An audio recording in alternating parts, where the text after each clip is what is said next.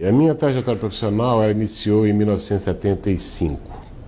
Aliás, antes é preciso só registrar que eu sou economista de formação, me formei em economia na Pontifícia Universidade Católica do Rio de Janeiro e, em sequência, eu fiz um curso para graduação em Engenharia de Produção na COP, que é um instituto, né, que congrega várias áreas de pesquisa e estudos vinculados à Universidade Federal do Rio de Janeiro. Bem, então logo eu terminei aliás, durante esse curso para graduação, que na verdade era um curso para graduação em engenharia, vinculado a planejamento urbano, que era, enfim, um setor de atividades muito importante na época, né, que existia planejamento no Brasil, né, especialmente uma estrutura governamental na época especializada exatamente em fazer planejamento de regiões metropolitanas e espaços urbanos de grande concentração de investimento. Então eu estava exatamente terminando esse curso de pós-graduação quando eu fui recrutado pelo órgão de planejamento metropolitano do Rio de Janeiro, na época chamava-se Fundrem, né, que, enfim, ele acabou junto com a estrutura governamental de planejamento. Então o meu ingresso se deu nessa época no setor público, era uma equipe muito reduzida e seleta de pessoas que estavam acabando de formação exatamente em planejamento urbano metropolitano. Só para ter ideia da importância desse setor à época, as últimas obras, na realidade, grandes que nós cariocas lembramos, né, pelo menos são dessa época: Ponte Rio-Niterói, Linha Vermelha, né, os grandes eixos metropolitanos, né, de desenvolvimento, os grandes conjuntos habitacionais, enfim, o sistema de coleta de lixo urbano, que foi o primeiro sistema mais moderno, data toda dessa época, no final da década de 70, início da década de 80. Muito bem. Eu permaneci na Fundação de Rede Metropolitana até o término do mandato do governo, na época que tinha iniciado essas ações. E quando há mudança de governo, há uma certa descontinuidade, né, de prioridades, entre outras questões que esses ciclos administrativos provocam, né? Então, à época, estava sendo formada uma nova diretoria no BNH, no Banco Nacional de Habitação, que também, claro, né, também pela sua própria natureza, tratava de planejamento e de intervenções em espaços urbanos.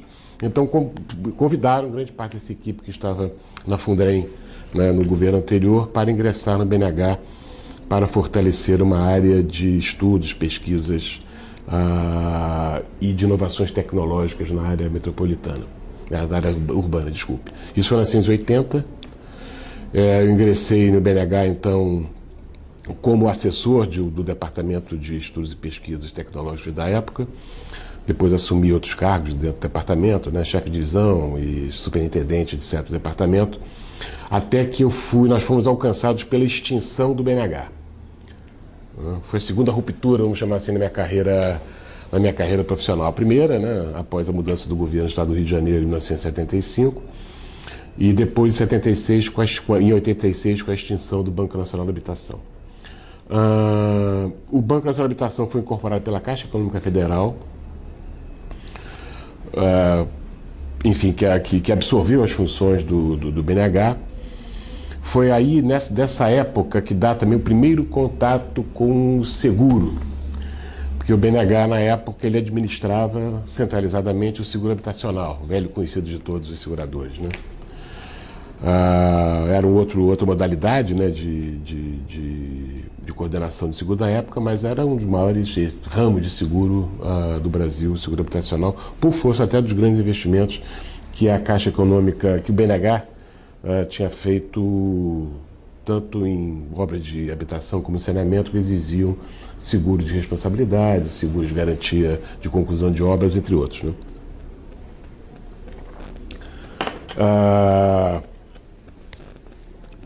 Apesar de egresso dos quadros do BNH, né, que quando uma instituição é absorvida por outra maior, é claro que a anterior perde muito espaço, né? Mas essa área específica que eu trabalhava tinha uma expertise que a Caixa Econômica Federal não tinha, que era exatamente essas pesquisas em desenvolvimento de novos materiais de construção, estudos para localização de conjuntos habitacionais, novos sistemas de esgotamento sanitário, todo tipo de intervenção urbana era realizada pelo esse departamento que eu trabalhava. E, para minha surpresa, a Caixa Econômica Federal me convidou para ser chefe desse departamento de pesquisa já na Caixa Econômica Federal, né?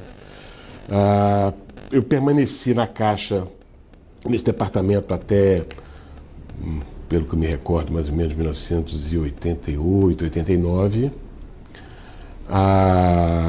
quando eu fui convidado novamente para voltar para o governo do Estado do Rio de Janeiro, né? Foi até uma coisa curiosa na minha vida, que eu não estava gostando muito da Caixa, não pela instituição, né? Uma instituição adorável, centenária, enfim, que tem muita importância, mas, digamos assim, o modelo mental da Caixa Econômica Federal com relação ao desenvolvimento urbano era o mesmo modelo mental que o BNH vinha trazendo pela sua tradição, etc., né? Ou seja, eu não estava muito feliz, apesar de estar muito bem colocado profissionalmente. Foi muito curioso que eu estava vindo de Brasília,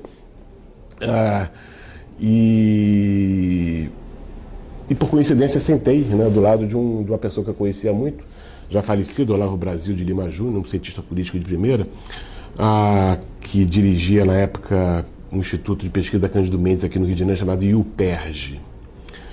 E por que o Olavo? Né? Porque tinha muito relacionamento com ele por força do Departamento de Pesquisa do BNH e da Caixa Econômica Federal, que tinha muito relacionamento com o Instituto de Pesquisa do Brasil inteiro. Aí ele falou: Márcio, eu estou sentindo que você não está muito feliz não na Caixa, né? É verdade? Eu falei: olha, pode-se dizer que não. Pois eu tenho um amigo meu tal, que está trabalhando no governo do Estado do Rio de Janeiro, é secretário de Estado, está formando uma equipe, você não quer trabalhar com ele? Aí eu falei: deixa eu pensar, não tem que pensar, ele precisa dessa definição rapidamente nessa semana e tal, né? Nessa exata semana, eu não sei exatamente o dia da semana que nós estávamos, né? Nessa exata semana eu aceitei trabalhar no governo do Estado do Rio de Janeiro, né? Onde eu fui muito feliz durante uns 2, 3 anos. Foi o governo Moreira Franco, também tinha uma característica bastante técnica na época, pelo menos, né? E eu me reencontrei novamente com, enfim, uma turma que eu estava acostumado a lidar, enfim, trabalhar em área pública, para fazer uma intervenção muito focada, né? Bem, isso é parte, você vê que a minha vida profissional era cheia de esquinas, né? Não é uma vida profissional, não é uma carreira profissional linear, não. Até novamente uma descontinuidade administrativa me pegou no contrapé, e eu fui convidado então para sair do governo do Estado do Rio de Janeiro e para o Ministério da Fazenda, né? Onde eu fui diretor adjunto de abastecimento e preços no meio de um congelamento de preços, né? Só me botavam em roubada, né? Era o governo Collor, de Mello, tinha uma equipe da Fazenda que eram de pessoas que eu conhecia, né? Enfim, como economista, né? Que na realidade a indicação minha, né, para ocupar essa função foi do Pedro Malan, que na época não era ministro da Fazenda, por óbvio, esse era o governo Collor, mas era uma pessoa que tinha, enfim, né, muita influência dentro do Ministério, especialmente porque ele participava, ajudava na coordenação da negociação da dívida do Brasil com credores externos, né? Então também foi uma experiência fantástica, né, sensacional, porque, enfim, de novo, era uma equipe muito pequena, né? Eu me lembro que era uma confusão na minha vida, porque eu ia para Brasília na segunda-feira, o Departamento de Abastecimento de Preços também tinha uma filial, uma seção aqui no Rio de Janeiro, né? Então eu trabalhava segunda-feira no Rio de Janeiro, ia para Brasília, passava lá a semana inteira, voltava na quinta-feira de noite, uma confusão danada, né? O governo mal tinha sido ainda formado, né? Então, mas foi um período também muito interessante para mim. Aí foi o segundo contato que eu tive com a área de seguros. Na verdade, porque o departamento de preços, o abastecimento de preços, ele cuidava também de reajustes de plano de saúde. Olha que coincidência, né? Eu nem sabia que um dia ia me encontrar nesse espaço, né? Mas ele cuidava de reajuste de plano de saúde. E dentro do Ministério sob a minha coordenação, tinham 3 áreas, né? Preços industriais, preços agrícolas e serviços, né? E plano de saúde estava na área de serviços. E tive muito contato, era muito, como ainda é hoje em dia, né? Qualquer regulação de preço, ela traz muito conflito. Então era um espaço muito conflituoso do Ministério da Fazenda com as empresas, na realidade na época era de medicina de grupo, né? Porque as seguradoras eram submetidas à SUSEP, né? Já desde aquela época. Muito bem, nova descontinuidade administrativa me pega no contrapé, né? Porque a equipe, na época a ministra era a Zélia Cardoso de Mello, né? A equipe, enfim, acabou tendo desentendimento com ela. E aí eu fiquei pendurado, né, na brocha, né? Eu falei: pô, onde é que eu vou, né? Eu estava cedido pela Caixa Econômica Federal ao governo, voltei para a Caixa Econômica, mas por um interregno de tempo muito pequeno. E aí, enfim, não cabe só um pequeno parêntese, né? Prestei serviço no Banco Mundial, né, como consultor durante alguns meses, enfim, enquanto estava nessa transição. Foi então que, pulando algumas etapas, eu não vou cansar vocês, em 93, aí houve o convite para ir para a SUSEP, né? Novamente o convite veio a partir indiretamente do Pedro Malan. Eu ingressei na SUSEP como secretário-geral. Né? Secretário-geral era uma função de coordenação dos departamentos da SUSEP, coordenação técnica e coordenação administrativa, né? Enfim, uma espécie de órgão supervisor das ações, pelo menos na época era assim, né? Isso foi em 93. Em 94, aí eu recebi o convite formal, já o Pedro era ministro, para ser diretor, né, na SUSEP. E em final de 94, né, veio o convite para ocupar a superintendência, né? Eu fiquei lá então na SUSEP 93, 94, 95 até o final de 96.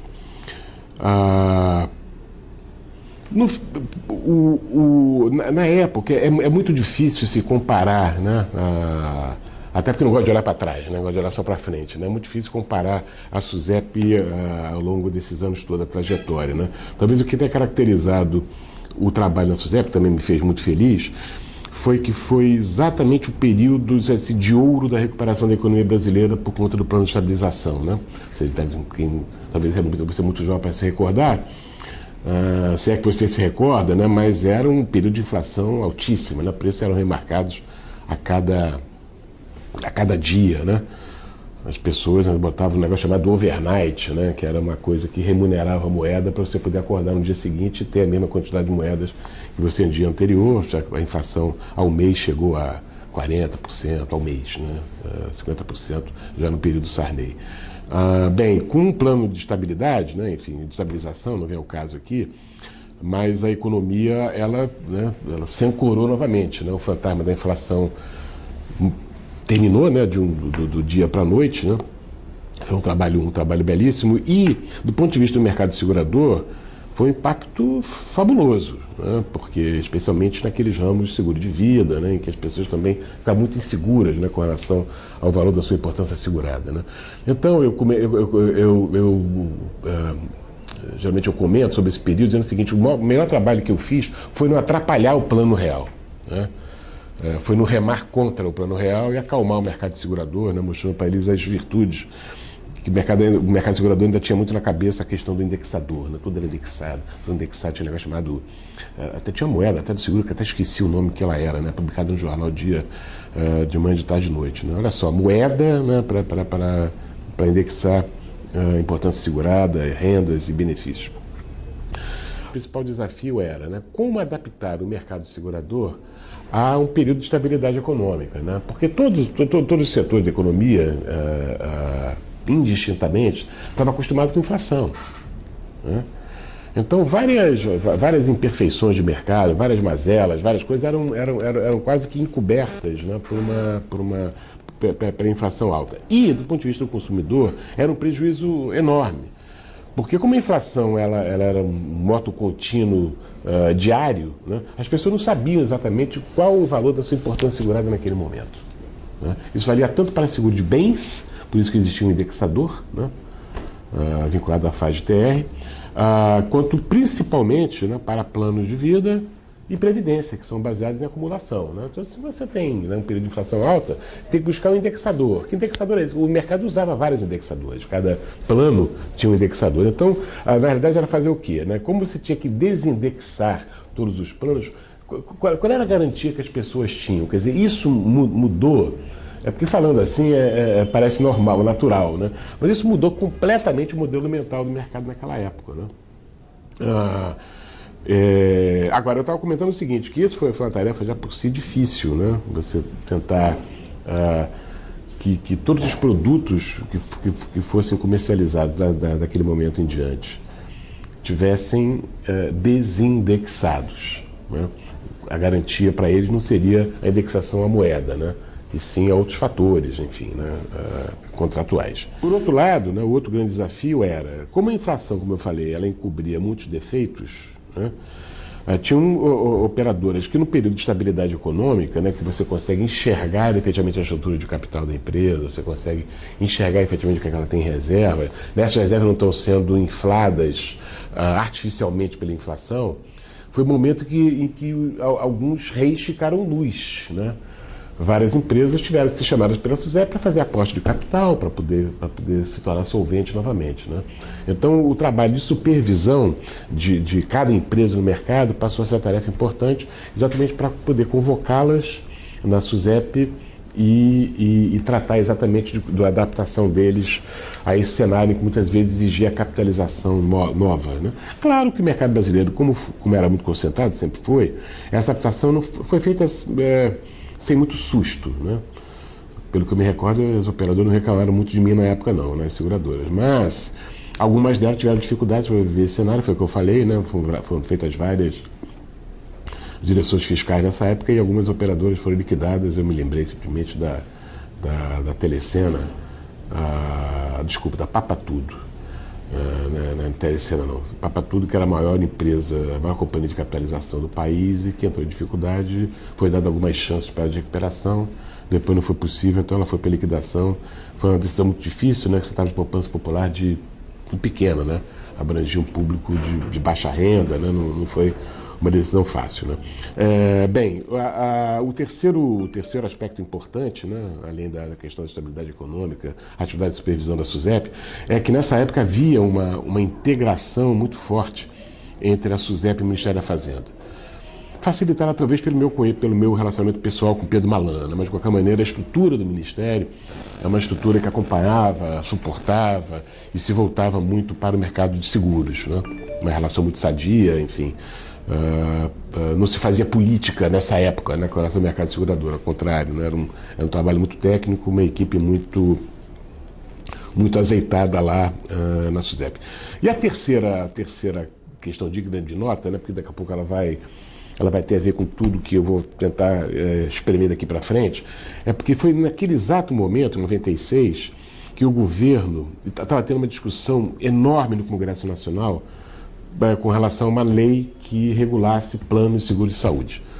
Porque só o seguro de saúde, que era regulado pela SUSEP, né, que tinha normas mínimas com relação ao produto, basicamente com relação a normas de ingresso, de ingressos das operadoras do mercado, das seguradoras do mercado, e norma de exercício enquanto elas estão lá, né? Esse é um termo técnico, mas quanto ela deve constituir de reserva, né? Que tipo de reserva deve ser constituída para cada tipo de risco, assim por diante. Mas o que estava se discutindo no Congresso Nacional não era isso.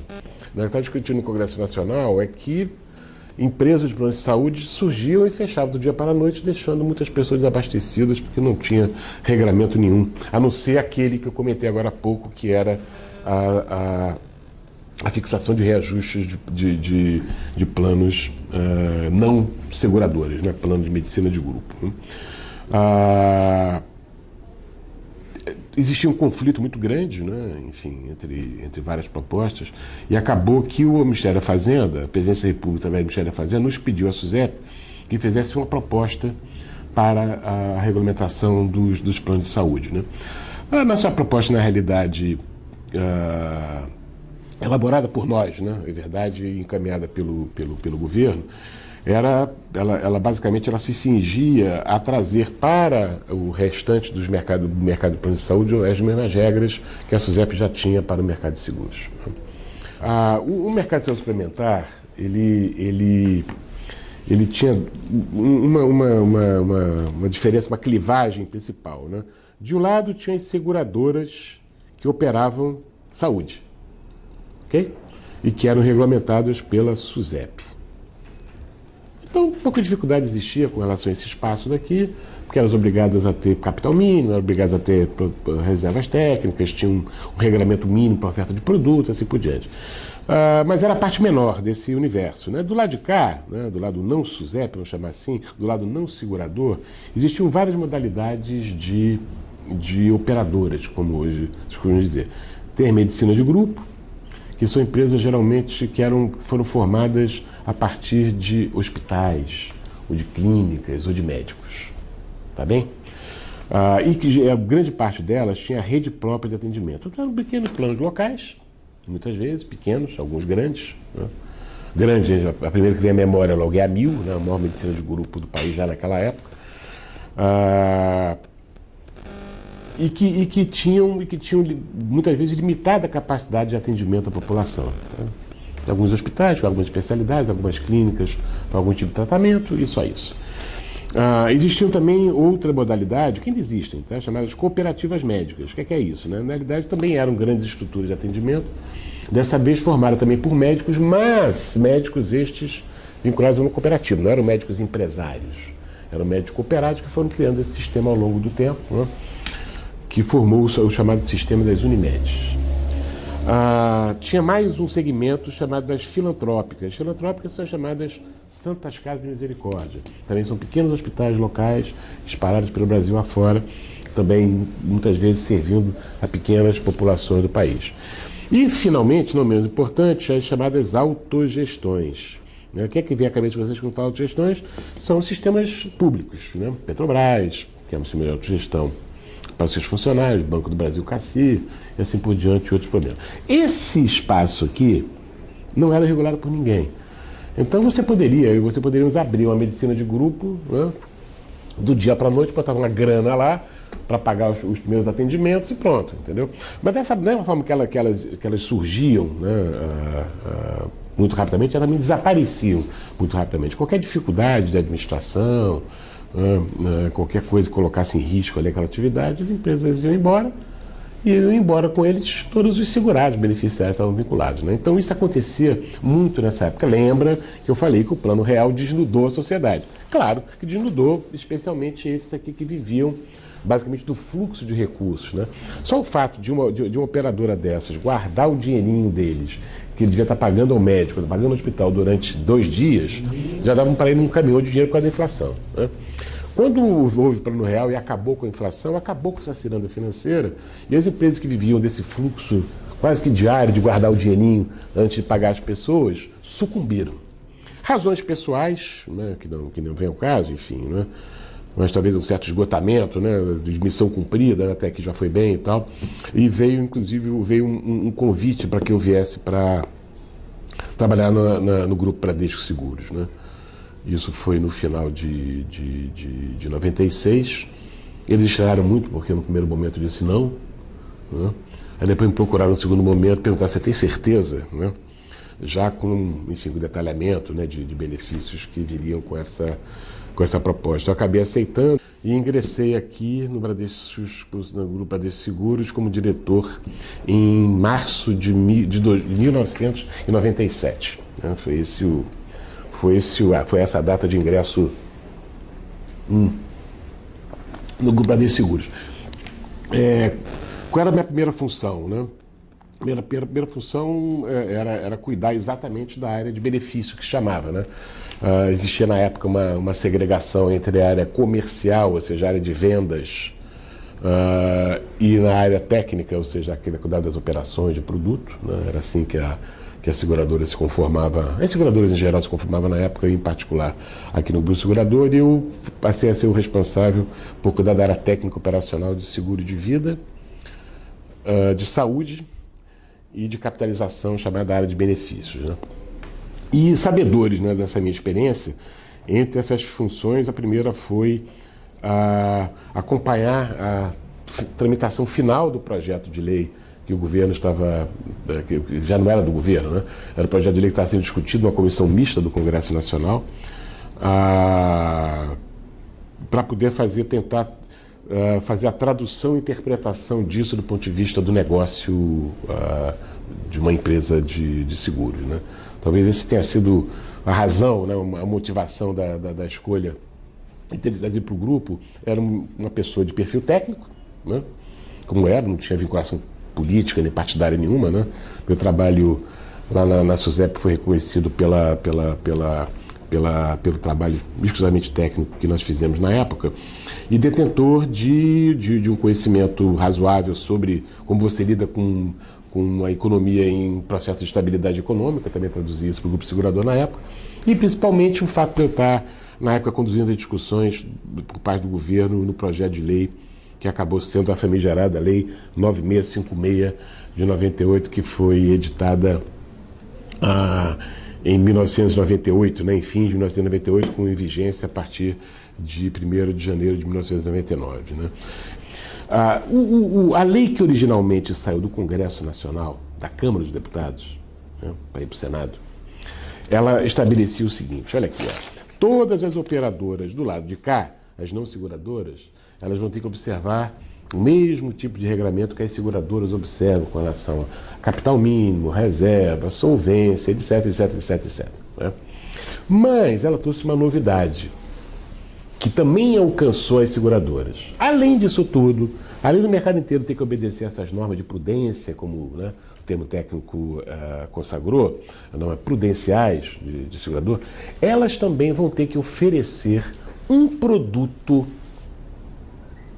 que dê conta de todos os tratamentos de saúde relacionados pela Organização Mundial de Saúde, chamada Classificação Internacional de Estatísticas de Doenças, CID-10.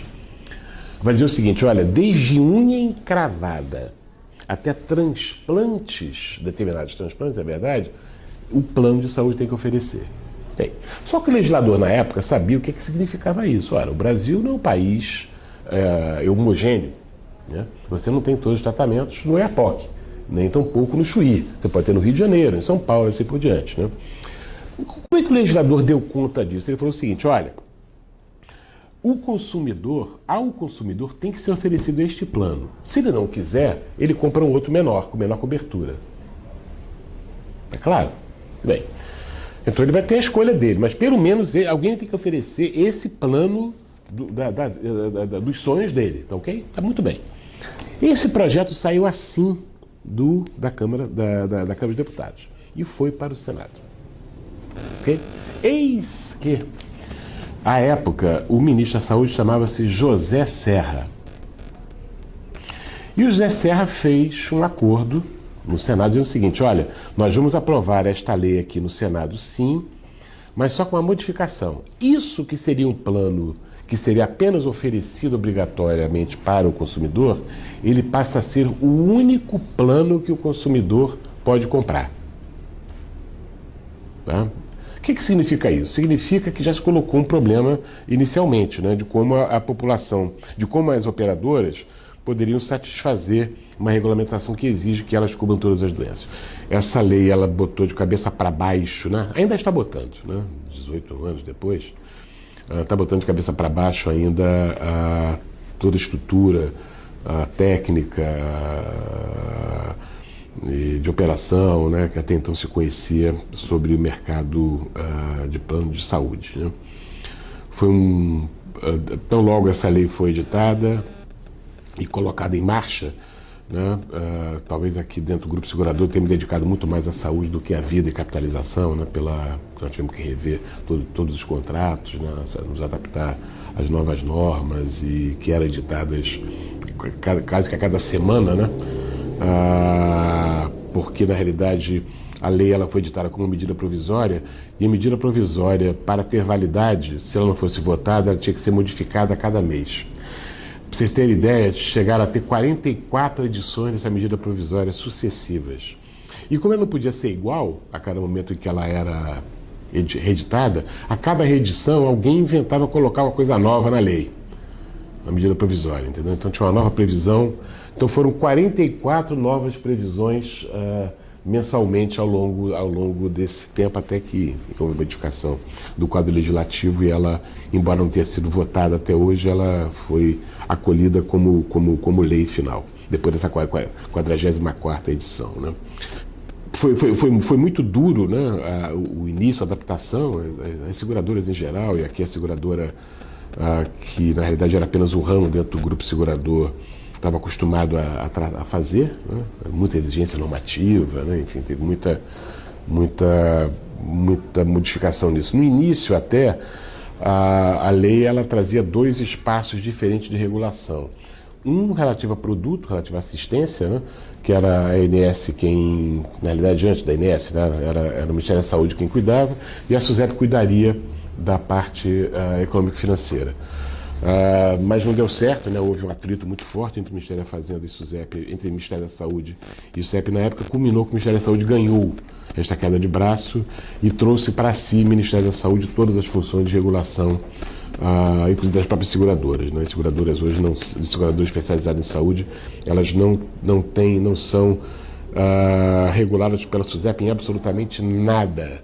Toda a regulação das seguradoras especializadas em saúde, do mercado de saúde em geral, é regulado pela ANS, que surgiu em 2000. Né? A lei ela foi votada em 98, teve vigência em 99, em 2000 surge a Agência Nacional de Saúde com a função exatamente de fazer regulação, fiscalização, etc.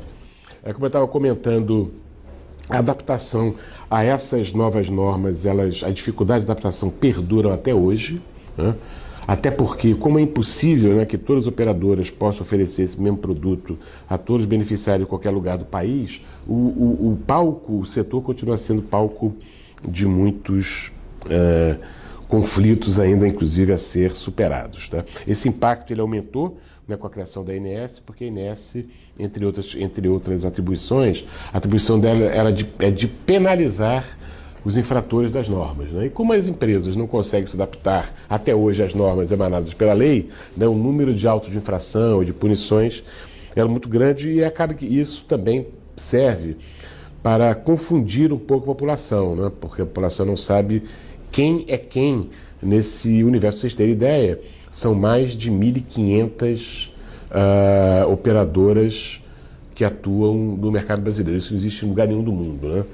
O que motivou a saúde tem exatamente com o que eu estava relatando agora há pouco. Antigamente tinha as seguradoras, né, que eram reguladas pela SUSEP, e o restante não era regulado por ninguém. Né? Com a lei, na realidade, esses dois espaços eles se encontraram. Né? Existem algumas diferenças hoje, mas são diferenças menores e relevantes, né, para o que a gente está falando aqui. Então, ao longo do tempo, não havia porquê, né, na antiga FENASEG, existiam comissões temáticas, né? Comissões temáticas que se discutia seguro de vida, outra que se discutia seguro de saúde, outra discutia seguro de automóveis acolá e tal. Tem uma informação relevante que eu esqueci de dar, é que em 2001 houve uma nova lei, 10.185, que exigiu que as operadoras de saúde, elas fossem, das seguradoras de saúde que operassem em saúde, fossem segregadas dos grupos econômicos seguradores. Né? Quer dizer, o que era um ramo de negócio passou a ser necessariamente ter que ser uma seguradora separada. Né? Isso tem a ver com a minha trajetória, né, que a partir desse momento, foi 2001, eu passei a ser apenas diretor da Bradesco Saúde, né? Porque por si só tudo isso exigia uma dedicação exclusiva para esse negócio. Tá? E o que ocorreu foi que, logo em seguida, isso foi até a ideia até do Trabuco, né? Que o Trabuco, na época, era presidente do grupo segurador aqui, ele achava que era hora das operadoras de saúde, indistintamente, independente de ser segurador ou não segurador, ter o mesmo espaço de discussão, né? De deliberação, enfim, de proposição para fins de regulação do governo, assim por diante. Né? Então, a FENASAúde, ela nasceu com esse propósito, né? Com um diagnóstico muito claro que o Trabuco fez na época. Agora, como não tem diferença entre segurador e não segurador, vamos criar uma federação que una, né, aqueles, pelo menos, que são os maiores, né, que têm maior compromisso com o negócio, que possam trocar experiências com todas as seguradoras, as principais medicinas de grupo, inclusive a MIL, cooperativas médicas não participam, né, mas mais medicina de grupo. E tem sido muito importante exatamente porque, desde então, ela tem se dedicado a isso, né, a troca de experiência, a fortalecimento das nossas propostas. Hoje, né, passaram até muito pouco tempo, né, ela é reconhecida pela SUSEP, acho que pela sociedade em geral, como a representação mais comprometida, né, mais forte do setor. Né, porque existem outras, né, existe a Abrange, que abrange, sem querer fazer jogo de palavra, as medicinas de grupo, tem o sistema Unimed, né, que representa as Unimedes, tem a Unidas, que representa as autogestões, e tem o sistema de filantrópicas, que representa as filantrópicas, né? Na realidade, a FenaSaúde é uma interseção, né, entre as seguradoras e a parcela considerável das medicinas de grupo.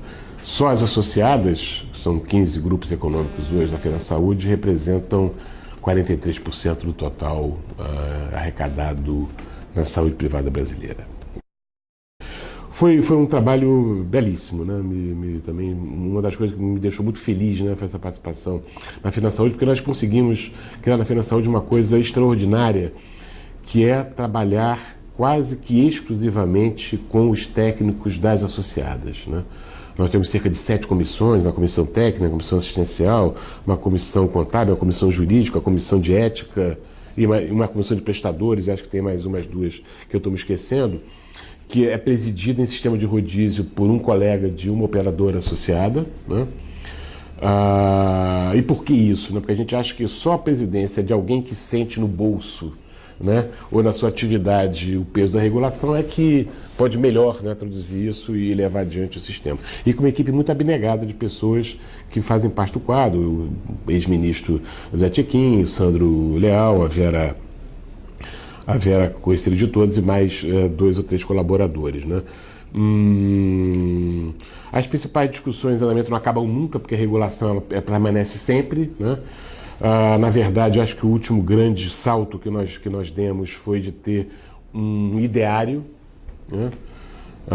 Existe uma carta, né, de prioridade da FenaSaúde, que uma carta já foi entregue para o Ministério da Justiça, foi entregue para o Ministério da Fazenda, foi entregue para o Ministério da Saúde, já foi entregue para o Congresso Nacional, já foi entregue para o Sistema Nacional de Defesa do Consumidor. É exatamente o ideário que nós perseguimos sempre, né? Evidentemente que grande parte do nosso trabalho, infelizmente, né, não é de levar à frente o ideário, porque tem uma regulação ainda existente que nos mobiliza muito, né? Mas, enfim, eu acho que tem um trabalho ainda enorme a ser feito, né?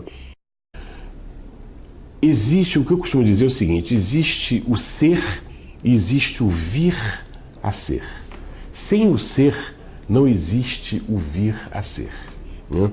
Então, tem alguns desafios que ficam se colocando, nós próprio comentamos sobre eles, né? Envelhecimento da população brasileira, a transição epidemiológica, transição tecnológica, né? A questão da promoção e prevenção de doenças.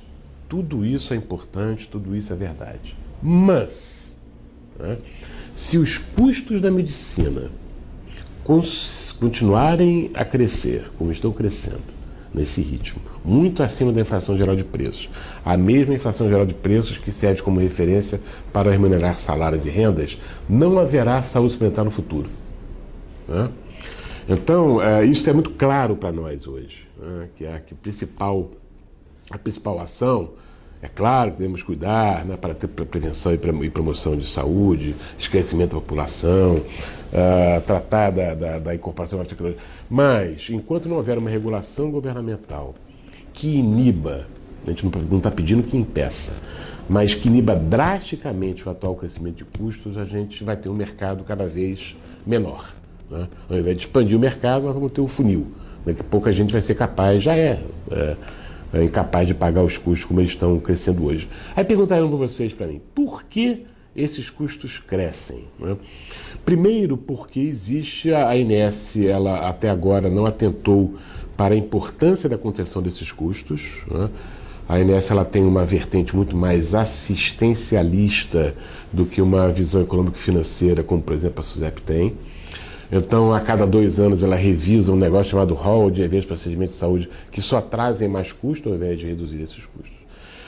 Mas a culpa, digamos assim, a responsabilidade não é do SUSEP, a responsabilidade é de outros setores, né? Como, por exemplo, essa cadeia da saúde é uma cadeia muito longa, que vai desde a indústria de medicamentos e materiais até o consumidor final. Só as operadoras aqui no meio são reguladas. Então, ninguém regula o que é que está saindo da indústria farmacêutica, né? Seja em termos de produto, seja em termos de preço. né? Seja em termos de efetividade. Ninguém regula o que está saindo da cadeia de materiais médicos, nem preço, nem efetividade. Ninguém regula adequadamente a importação de materiais e medicamentos, né?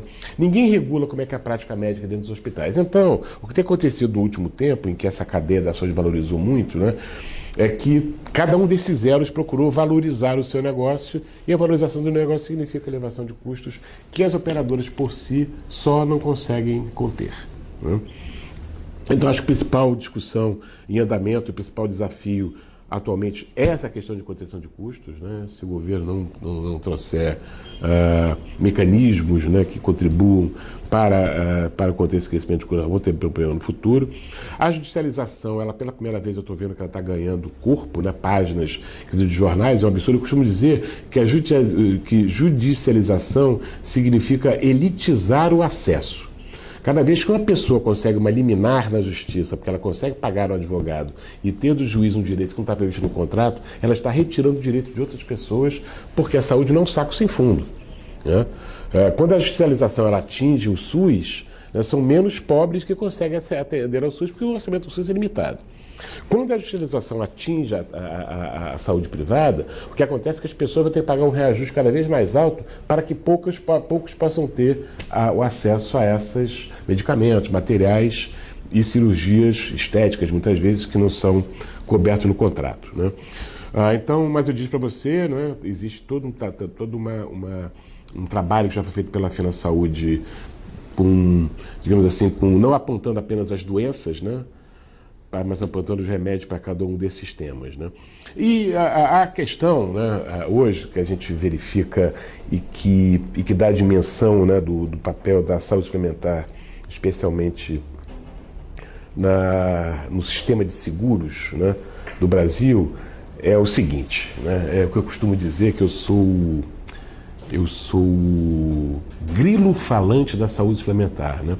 Todo o meu trabalho esse tempo todo na FenaSaúde, não só na FenaSaúde, como também como vice-presidente da CNSEG, foi incutir na cabeça dos meus colegas diretores da CNSEG que plano de saúde é sinônimo de seguro, né?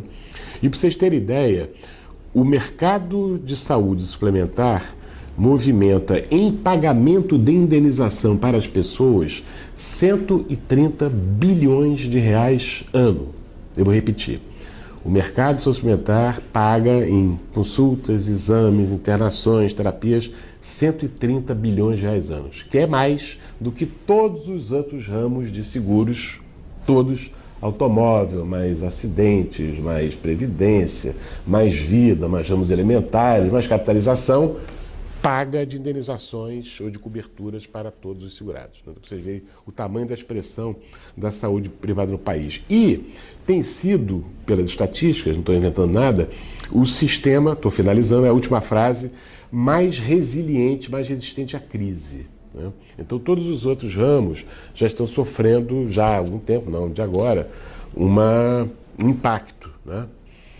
Não tão forte ainda, mas estão sofrendo impacto, né? O que está sofrendo menos impacto é a saúde suplementar no Brasil, porque todas as pesquisas dizem que o maior desejo do brasileiro pela ordem é educação, casa própria e saúde, né? Então as pessoas só vão desistir da saúde suplementar, infelizmente, quando não tiverem capacidade para tanto. Evidentemente que o sistema é afetado pelo desemprego, né?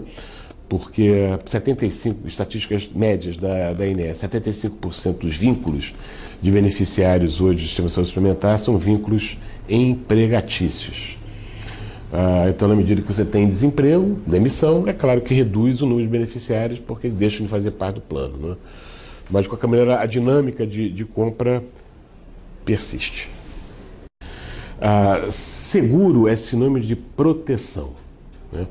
Então, qual o papel do seguro, né? E que acho que comunicar isso é o nosso grande desafio, independente de ser seguro de saúde, se é seguro de vida, se é seguro de previdência, o que é, né? É o seguinte, olha, se você não segurar a sua saúde, se você não segurar os bens que você dispõe, se você não segurar a tua vida, parte do seu patrimônio pode ser perdido de uma hora para outra, né? Eu acho que é esse tipo de coisa que acho que talvez até hoje a gente tenha dificuldade de comunicar para a sociedade, né? porque negócio de prêmio, sinistro, então, são termos muito técnicos, muito esquisitos, né? Então, o papel relevante que não se contabiliza, não se consegue transmitir, né, é o quanto foi reposto ao longo dos séculos, né, mais de um, o quanto foi reposto para a sociedade em termos de indenizações por ter morrido um familiar, né, ou por ter se invalidado pelo trabalho de uma pessoa, ou por danos causados por vendavais temporais, em acidentes, enfim, né? E quanto também se poupou, né, de capital, né, para pessoas que, por terem um plano de saúde, não precisaram desembolsar, né, as suas poupanças formadas pelas suas famílias há anos, né? Eu acho que esse é o principal patrimônio, né, que o mercado segurador traz para a sociedade e que muitas vezes é mal compreendido, né, por várias razões, né, e talvez não tão valorizado pelo governo, né? É isso.